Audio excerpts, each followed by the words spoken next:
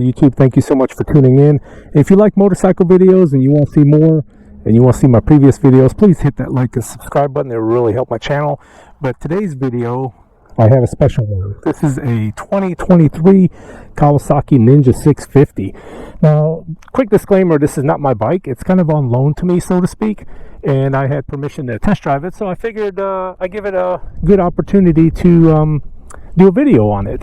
And I've had the opportunity yesterday to take it out for a very extensive ride. Took it out for about 9 hours, put about 420 miles on it. So I got a good idea of what this bike is all about and what it can do. And at the end of this video, I'll show you a little clip of the little twisty action we had yesterday where I took it to the mountains. Again, 9 hours, a little over 400 miles. So I have some good seat time on this bike. Real quick, I want to go over some quick specs about it in case you're not familiar.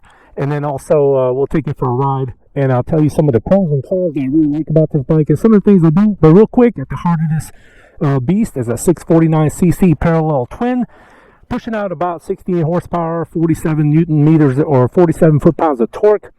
Up front you got a 300 millimeter dual piston caliper made by Nissan, 200 I think it's a 200 or 210 millimeter Nissan single piston rear caliper. You got the Dunlop Road Smart 2s, the typical 120 70 17, and then you got the 160 60 17. Pretty grippy tire, I gotta say. Yesterday it performed really well. What's really cool is you got this front beak, this pointy beak with the LED headlights. Still incandescent turn signals. I don't really care for that. You got the regular non-adjustable fork in the back. You only have preload adjustment on the rear shock, and then you got these nice rubber foot pegs. We're going to talk about that in a little while. Again, you got the LED rear lights and the I believe these are LED turn signals. However, up front you got the incandescent bulb. In the cockpit, when you sit on it, it's 31 in seat height, and I'm 5'9", and I can flat foot this with a nice bend in my foot. The tank, pretty skinny, and 3.9 gallons of tank gas in the tank, and the suspension is very plush, and we'll talk about that as well. TFT dash, which is really cool. These mirrors, I can actually see out of them, unlike my Aprilia. All I can see is my elbows, but these ones I can actually see out of them. The nice color TFT, you can switch between the black writing over the white, or the black background with the white writing. It's got the typical odometer, temperature. This one, over 400 miles, I averaged 54 miles to the tank. So that's pretty freaking good, I gotta say. You could probably go, just under 4 gallons at 54. So you could probably go just shy of 200 miles. Realistically, probably about 150, 160 maybe. But that's pretty good. And then you have Kawasaki traction control with this button here. You can go through either level 1 being the least intrusive and level 2 being the most intrusive with traction control. You can actually shut it off. And then some other settings in here like the odometer, some of the gauge stuff. Nothing fancy. No cruise control on this one, which is a shame. It does have adjustable clutch lever and brake lever on both sides, so that's kind of cool. And this windscreen, believe it or not, as small as it is, it puts the wind right about my neck level. So right about just under my helmet. So you get some wind buffeting on your head, but for the most part it does pretty good. The outside of my elbows, and then the fairing covers up my legs. But one of the other cool features that this bike has is called a positive neutral finder, which means, let me start this bike up. So it's in neutral now. I can put it in first gear. There it is, first gear. But then if I go to push up, it won't let me go into second gear. It will only go to neutral, which is really cool because sometimes on my Aprilia you go down to first gear, and I'm sure other bikes have this problem too, but you go down to first gear trying to find neutral, and it goes to second and back to first and back to second, and sometimes you got to roll the bike just to get it to hit that neutral. This one does not have that, so it's really cool. Other than that, by the way, this is aftermarket, the quad lock. I didn't put that on. The owner of the bike put this on. And other than that, the bike is pretty stock. Actually, it is 100% stock with the exception of this quad lock. But let's take it for a ride, and we'll talk about it. And like I said at the end of the video, I will show you the clip that I recorded yesterday in the mountain.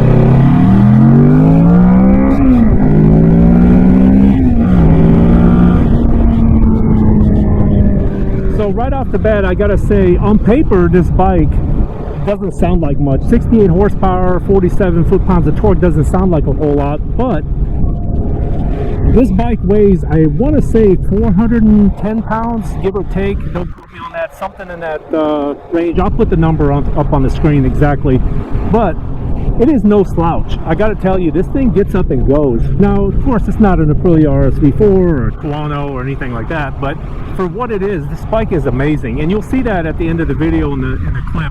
It can hold its own. Yesterday, my buddy John and I rode, and he had an FJR 1300. And let me tell you something, I had no problem keeping up with that bike, zero problems. The thing about this bike is that the power really, you have to be above about 4,500 to really feel it kicking on. Under 4,500, it doesn't really do a whole lot. So the real power comes in above 65, so between 65 and redline, about 10,000, that's where you're going to get the power.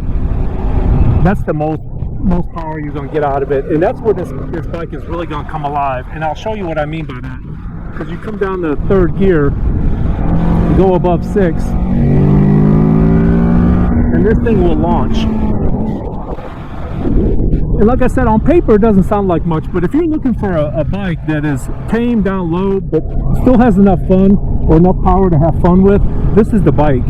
It's awesome. One of the really cool things I really like about this bike is that, you know, on my Aprilia and many other bikes like the Ducatis and all those fast sport bikes or whatever, street fighters, they just have so much power that you can pretty much stay in one gear because you have power down low, power up high, and no matter where you are, you can kind of ride it in one gear. And there's, especially in the twisties, when you're in the twisties, you pretty much just stay in second gear and just use second gear. This one, in the mountains especially, you have to work on this. I mean, you're going to be working. You're going to be shifting up and down both directions constantly. And it does have a slipper clutch, so one of the good things is if you downshift a little bit too quickly, you can't lock that rear wheel, so you're not going to have an accident, which is really good, especially if you're buying this as a beginner bike. But it has enough power to make someone like myself, I've been riding 20 some years, and it still puts a smile on my face. This bike is absolutely amazing. It has enough power to really wring this thing's neck. And I made a video about my Aprilia. One of the things I don't like about it is it just has so much power you can't really use it. And you can't bang through the gears in the twisties. Like I said, you stay in one gear. This one, you're going to have to work for it. And that's also a good thing, in my opinion, because if you're a beginner rider, you learn how to ride a motorcycle. You don't have the quick shifter, so you have to learn to shift. To learn how to ride a motorcycle, this is the one you want to be on, because this is where it's going to teach you. This is how you're going to learn. So in my opinion, this is the perfect beginner bike. It has plenty of power to have a ton of fun on and still tame enough that you're not going to hurt yourself. I mean, unless you do something stupid. Let's talk about the suspension. Now, the suspension is very plush. It's very, very bouncy, very pogo-ish. And whereas it's good on the street because it soaks up a lot of the bumps, but when you're up in the twisties, or if you want to take this to a track day, it's going to suck. It really does. In the twisties, you bounce around, the front end dips, you know, you hit the gas, the back end squats down. It's not a very good bike to have a very stable ride on. It's not going to be very stable. Like I said yesterday when we took it to the mountains, this bike was kind of all over the place. Was it still fun? Yes, absolutely. It was a ton of fun. But when you compare it to something like my Aprilia, this bike, it's just a pogo stick is what it is. So if this was my bike, one of the things I would change immediately is that rear suspension. I would change that in a heartbeat, and then I would change out the springs in the foots. Now, let's talk about this throttle. This throttle, look at this. This is how much it moves right there before you even give it gas. And it is very, very twitchy, very on-off. I complained about that on my XSR 900 a little bit. It was kind of twitchy. My Vulcan had the same issue. It was very twitchy. And what I mean by that and hopefully it'll come through on camera. But watch, I'm in third gear, I'm on the gas, off the gas, on the gas, off. See, just a little bit is very twitchy, and when you're trying to you know, kind of like just fine-tune the gas in a corner and you're leaned over in the twisties, it is very sketch, I gotta say. It is very herky-jerky. Like right here in first gear, I'm just like barely trying to give it gas, and it hopefully it comes through on video, but it is just very, very jerky. This is probably one of the bikes that has the most jerky throttle I've ever ridden. I do not like that. And I know on the Vulcan, for example, they have some sort of plug. I can't remember what it's called. I'll put the name of it up on the screen. But apparently you can put this plug in and run a sensor up here, and it's supposed to kind of fix that a little bit. Now, I didn't do that on mine, so I'm not sure if that actually does anything. But this throttle is terrible, especially when you're in the twisties and you're trying to kind of get on the gas or get off the gas. And combine that with the pogo stick effect, it's terrible. I hated it. It was tough to ride, actually, but like I said, it was still fun. It's still a lot of fun, but it's very hard to ride. I did not enjoy the ride on this, only because of the throttle and the pogo stick effect. It made the bike kind of unsteady, especially in mid-corner. So I guess if you're a beginner rider, you really have to be able to get that throttle hand fine-tuned so that you're used to it. Otherwise, it's going to pogo you around, it's going to bounce you around, it's going to be very unstable.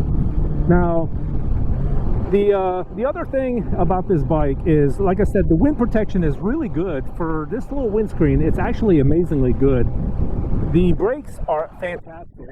Even though they're rubber lines and they're just missing calipers, they're nothing spectacular, they bite really good. In fact, the back wheel, you can lock up the back wheel. So this one doesn't have ABS. This is non-ABS version.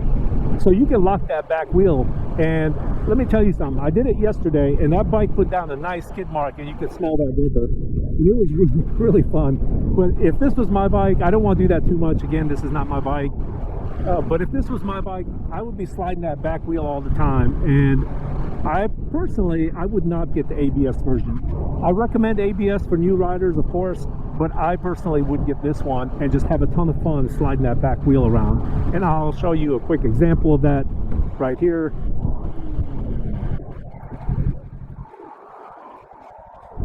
And there you go. There's the skid mark. Can't really see it till I hit the white mark, but it's a ton of fun. And if you wanted to, you can back it into a corner, as Zach Quartz would say. Now, for longer distance, I think this bike is made for a beginner rider or somebody that just wants to have a ton of fun and just cruise around. And for commuting to work and just going out, you know, getting something, or just going out hooliganing around, I think this is a fantastic machine for that. For touring, not so much. Now, is it comfortable? Yes, it is. It's very comfortable. However, I took it, like I said, for 9 hours, over 400 miles, and my knees were hurting a little bit, I must say. And sitting on the seat for 9 hours, yeah, it was a little sore. Now, my arms, my wrists, my neck, not so much. Now, the buffeting from the wind was knocking my head around a little bit, so that kind of sucked. And then I did have a little bit of neck pain, but that was mainly because I was trying to fight the wind with my helmet. But otherwise, the bike itself didn't have an issue. It's an awesome machine. So those are the things I don't like. The suspension I would change. I would probably put stainless steel braided brake lines on it, change the brake pads, give it a little bit more sharpness, and I would try to figure out something to do with this really, really twitchy throttle. And other than that, I think I would, of course, get rid of that ugly fender in the back with the fender eliminator kit. And the owner of this bike is going to be doing that soon. I would also change out the windscreen to something else, maybe a color, the smoked windscreen. I might change the mirrors because they look like giant antennas sticking off there. So I don't know. I would probably try to do something different. But like I said, they're great. You can see a lot out of them. So they're actually pretty fantastic. And as far as the rest of the bike, the only other complaint I have about this bike is the buzziness. This thing is extremely buzzy. Like right now it's at 5,500 RPM and the full bike just feels like a bumblebee under your ass. It is buzzy as hell. And even higher in the RPM, it buzzes even more. So there's not a whole lot you can do about that. And one of the things I mentioned when I was talking about the specs is that rubber foot peg. It absorbs into your foot a lot of the buzziness, but in the seat and the bike and the handlebars, you can feel a lot of that vibration, and it's just a high-pitched buzz. And the faster you go, the more the buzz, and you can almost hear it. Like, just hear it in the bike. It just sounds like it's a giant bumblebee in your ear. It's just very buzzy. Again, not a whole lot you can do about that. It's a parallel twin. They do have a counterbalancer in this bike, so that kind of helps. But like I said, it is extremely buzzy. But the good thing is the induction noise on this bike, when you get into the gas a little bit, hopefully that comes through.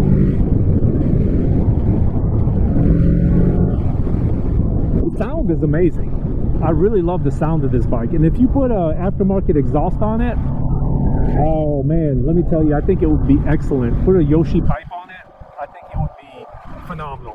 Sound really good. Hopefully the owner of this bike will do that at some point and change out this exhaust, because it would be fantastic.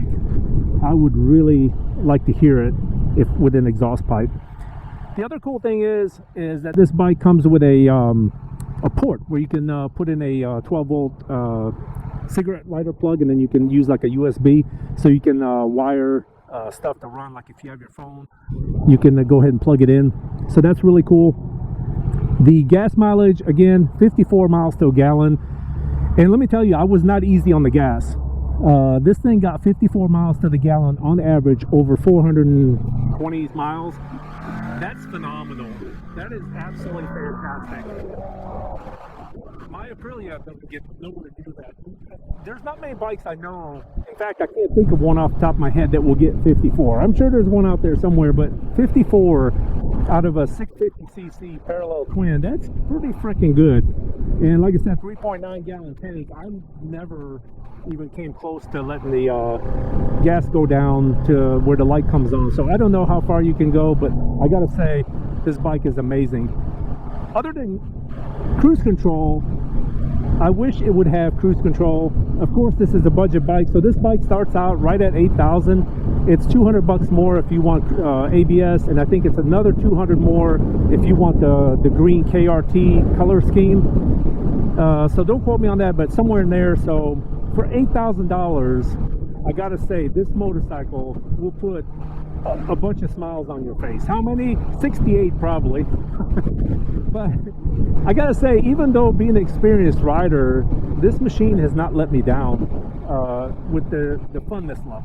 This thing is a ton of fun to ride. It's a hoot to ride.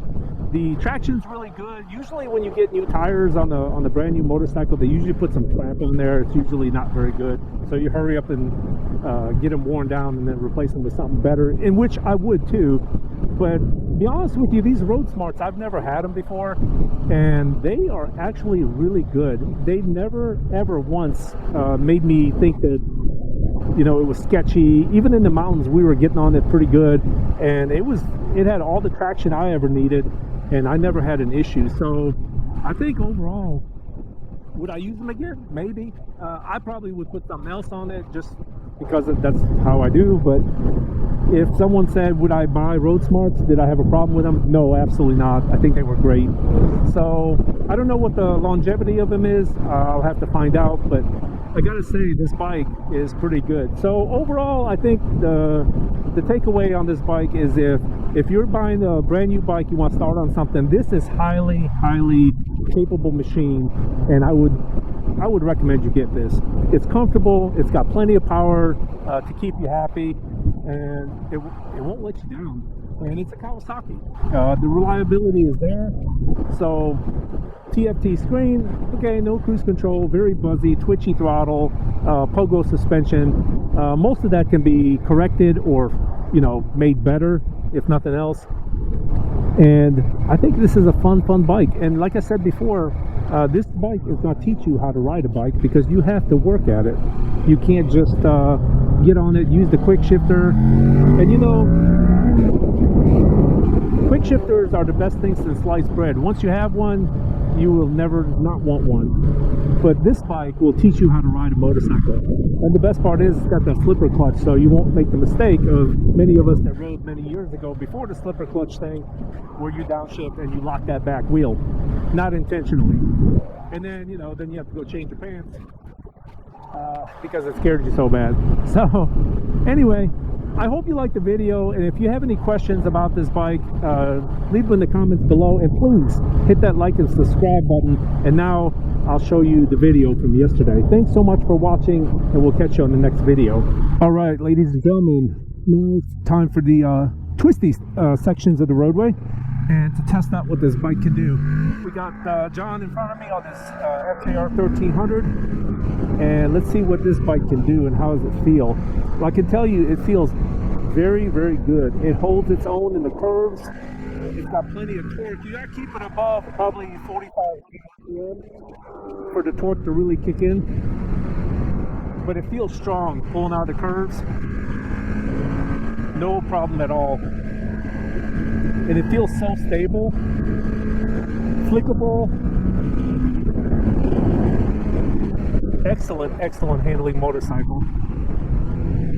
The thing is you do have to go through the gears a little bit, because unlike an Aprilia where you can kind of stay in one gear, this one, as you can see, starts flashing that you go through the gears pretty good. But that's good because it gives you some chances to really bang through the gears, and it's a ton of fun. The brakes on this bike, they bite real good.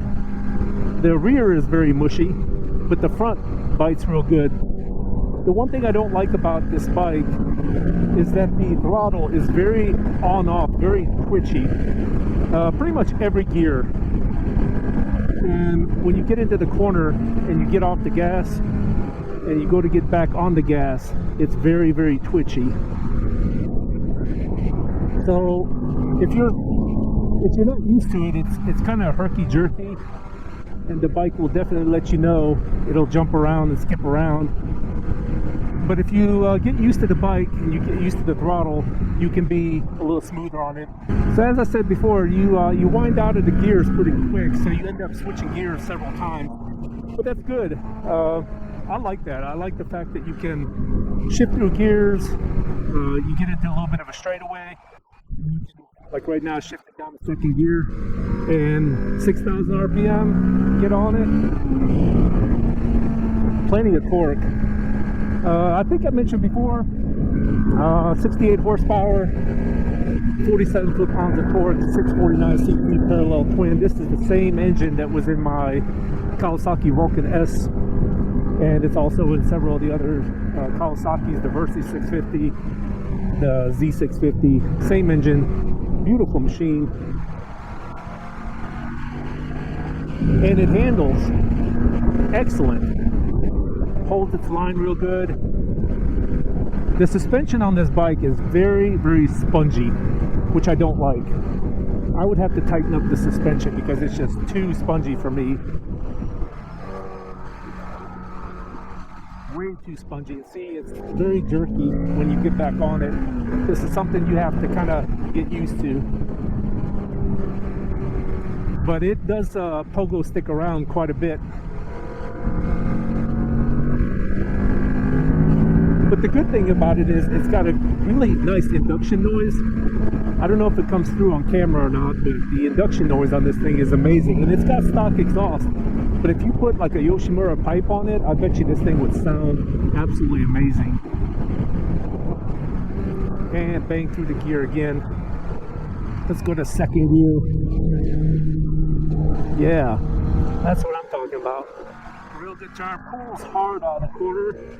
Shift up to third, back down to second, and let's see, where's he going? All right, go straight. Like I said, we've never been on this road. I don't know where, I mean, I know where we are, but I don't know where the roads go. and I don't know what's around the bend, so we got to be a little bit careful. The other thing I really like about this bike is the suspension. I'm sorry, not the suspension, but the transmission on it. It is very tactile. So what I mean by that is when you shift gears,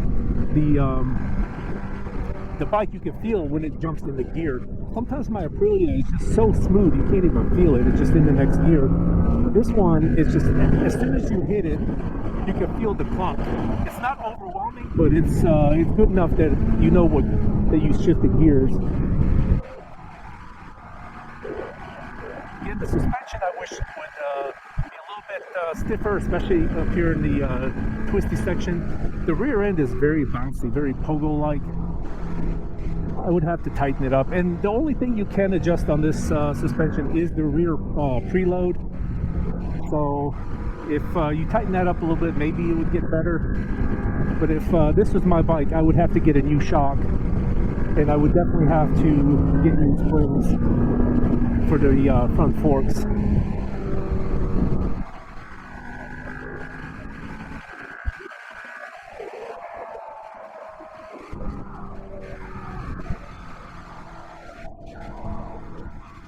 And like I said, this bike handles just like a sport bike.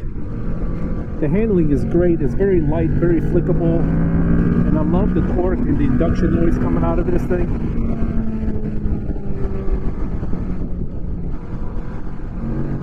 Pretty awesome machine. And let me tell you something, with only 67 horsepower, I tried it earlier, it will go up to 120 miles an hour.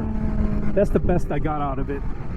And yeah, it'll hold its own. Once this thing gets above about 4,500, 5,000 RPM, that's where the power starts to come alive. So you got to keep it up in the power bands. Some people think that this bike, being that on paper doesn't sound very powerful, but when you're out here on the twisties, let me tell you something, it's got the torque and it feels good. So overall, this bike, I think, if you brought it up here to twisties, I think you would have a ton of fun on it. I think it'd be a blast to ride. So let's see how this thing accelerates. Very well, I'd say. You gotta keep this thing in the boil. Anything above, I'd say 4,500 RPM, that's where it really starts to come alive. When it's up around 7, that's where this thing feels lively. All right, let's see this acceleration. Third gear. Hear that induction noise.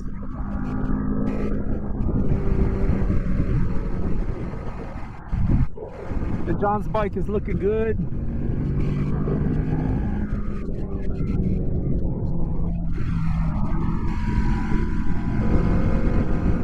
Man, this thing holds the line so well.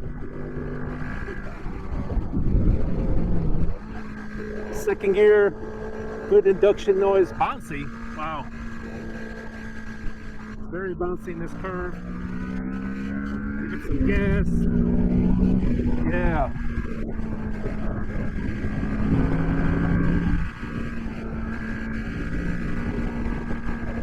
So just because on paper this bike doesn't look like it's very powerful or can do much, but this thing will hold its own. It's a ton of fun. You can wring its neck in every gear and not be doing triple-digit speeds.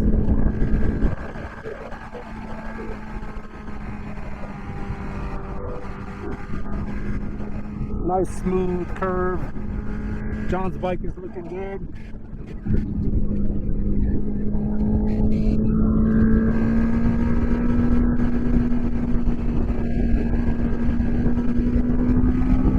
Gas, fourth gear. No quick shifter on this bike. That kind of sucks, but it's fun. It makes you work the clutch a little bit. It does have a slipper clutch, so won't lock the rear wheel up if you get too aggressive on the downshift, so that's kind of nice.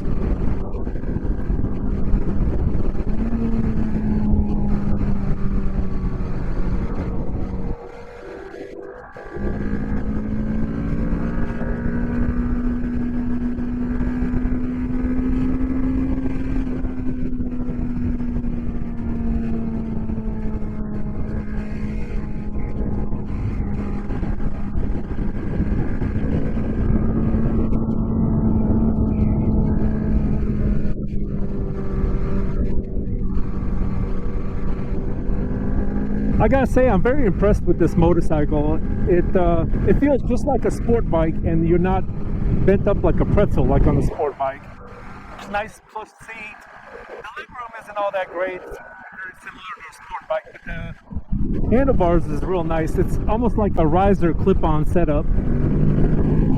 It's very comfortable, sit upright. The wind hits me right about neck level, so pretty much my head, my shoulders, my arms, and the outside of my legs. So for having such a small windshield or windscreen, whatever you want to call it, it actually surprisingly diverts the wind pretty well, even at higher speed.